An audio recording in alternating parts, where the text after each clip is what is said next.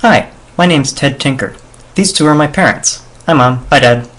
I'm a long-distance runner, and I've always wanted to carry a camera with me on a run recording a time-lapse. We've just entered the Ahmanson Ranch through the Victory Trailhead here in Southern California near Los Angeles. Here's a map of the run coming up. It's a beautiful route that I've always wanted to share with the world, so take a look. I'm using an Activion CX camera, but I figured just carrying the camera would make the footage too bouncy, so I've put it on a Yalangu stabilizer. Together, the camera and stabilizer cost less than $150 on sale, which is less than I've spent on running shoes, so I'd say it was worth it. My only issue with the setup is that the camera sometimes takes corrupted photos. I took one photo every second and ended up with more than 2,000 shots, but about 600 were corrupted. Most of the corrupted images look fine, but their bottom portions are empty gray and I get errors when I tried to load them into most programs, so I just deleted them.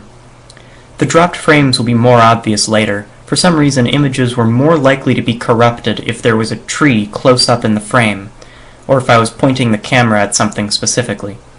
If I find a solution to this problem, I'll let you know. It took me a while to get used to running with the stabilizer. It's not exactly built for this purpose. It's built for making smooth pans in real-time video. But for this time-lapse, the stabilizer helped me get these long tracking shots, where the camera is pointed in generally the same direction. If you hold the stabilizer by its handle, a counterweight keeps the camera pointed in roughly the same orientation.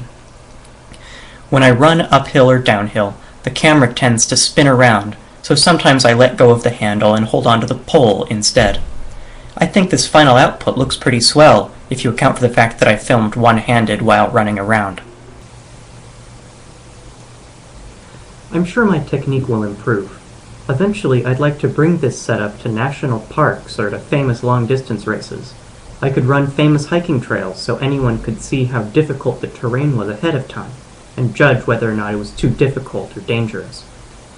If you're a runner, don't you think it would be cool to watch a whole race ahead of time so you can see what you're up against? You could see exactly where the aid stations are, or see the hills in person which make up the elevation map. You could see exactly what the weather might be like. It might spoil the surprise of what a race is like, but when you're running, you don't necessarily want a surprise. You want to be safe, and you want to know your environment. Ooh, a lot of dropped frames there. I didn't see any animals today, but if I did this run earlier in the morning, I'm sure I would have. I see rabbits a lot hopping across the trail. Sometimes I see coyotes. Once my mom and I almost stumbled on a rattlesnake. I wish there were more clouds when I ran. When I think about time lapses, I always think about clouds shifting and morphing and moving across the sky. I had hoped that these sweeping vistas would have some cool, shape-shifting clouds. I realized that I could mount this camera on a car to make these time lapses, but as a person on foot, I can record in areas without roads. That's why I wanted to run down some steep, narrow trails where a car couldn't traverse, to show off the potential in this project. Can you think of any trails you'd like to see time-lapsed?